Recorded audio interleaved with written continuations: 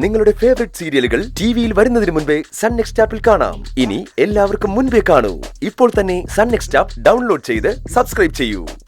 ചീരു മക്കളും തിരിച്ചു വരുമ്പോഴേക്കും വീട്ടിലൊരു കാർ ഉണ്ടാവണം എന്നുള്ളത് എൻ്റെ മാത്രമല്ല, അമ്മയുടെയും മാമൻ്റെയും ഒക്കെ ആഗ്രഹമായിരുന്നേ. അതിനു വേണ്ടി അമ്മയുടെ 2 ലക്ഷത്തിൻ്റെ FD എന്നോട് എടുത്തോളാനും പറഞ്ഞു. അതുകൊണ്ടുകൂടിയാ ഞാൻ ഇങ്ങനെ ഒരു കാര്യത്തിന് മുതിർന്നത്. പക്ഷേ അതിലൊരു പ്രശ്നം എന്താണെന്ന് വെച്ചാൽ, ഈ FD കാലാവധി തികയാൻ ഇനിയും 2 മാസം എടുക്കും. അതിന് മുമ്പേ അത് ക്ലോസ് ചെയ്താൽ വലിയ നഷ്ടം വരും. ഇക്കാര്യം ഇന്ദ്രനോട് പറഞ്ഞപ്പോൾ അവൻ തന്നെ ഒരു പരിഹാരവും പറഞ്ഞു. എന്ത് പരിഹാരം? തൽക്കാലം 2 ലക്ഷം രൂപ ദാസങ്ങളോട് കടമായി വാങ്ങിയിട്ട് FDയുടെ ക്യാഷ് കിട്ടുമ്പോൾ അദ്ദേഹത്തിന് അത് തിരിച്ചു കൊടുക്കാന്ന്. അത് വേണോ ഇനിയാ? ഇന്ദ്രനും ദാസങ്ങളുമായിട്ട് ഇത്ര ഇടപാടുകളൊക്കെ നടത്താറുണ്ടല്ലോ അച്ഛാ, അതായിരിക്കും അവൻ പറഞ്ഞത്. പക്ഷേ ഞാൻ ചോദിച്ചാൽ ദാസങ്ങൾ തരുമെന്ന് എനിക്ക് സംശയമുണ്ട്.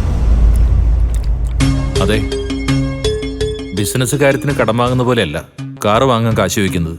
അതെനിക്കറിയാച്ച, അതുകൊണ്ടാ ഞാൻ ചോദിച്ചാൽ ശരിയാവില്ലെന്ന് എനിക്ക് തോന്നിയത്.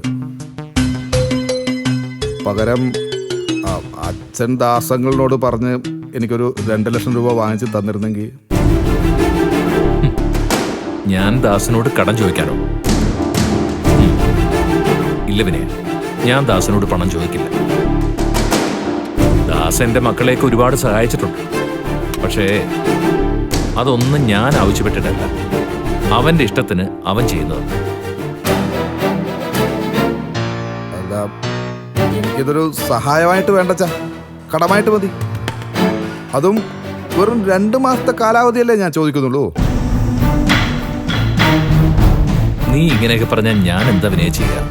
കടം വാങ്ങാൻ എന്തായാലും എന്നെ കൊണ്ട് പറ്റില്ല. പിന്നെ എൻ്റെ അക്കൗണ്ടിലുള്ള ഒരു 2 ലക്ഷം രൂപ വേണമെങ്കിൽ ഞാൻ നിനക്ക് എടുത്തു തരാം. എന്നാലും മതി അച്ഛൻ, ഞാൻ 2 മാസത്തിനകം അച്ഛനെ പണം തിരിച്ചു തന്നേക്കാം. അങ്ങനെയാകുമ്പം ദാസങ്ങളുടെ കാല് പിടിക്കേണ്ട കാര്യമില്ലല്ലോ. ശരി, എന്നാ ഞാനത് എടുത്തു വെച്ചിട്ട് നിന്നെ വിളിച്ചോളാം. ആയിക്കോട്ടെ. എന്നാ പിന്നെ ഞാൻ പോയിക്കോട്ടെ അച്ഛാ.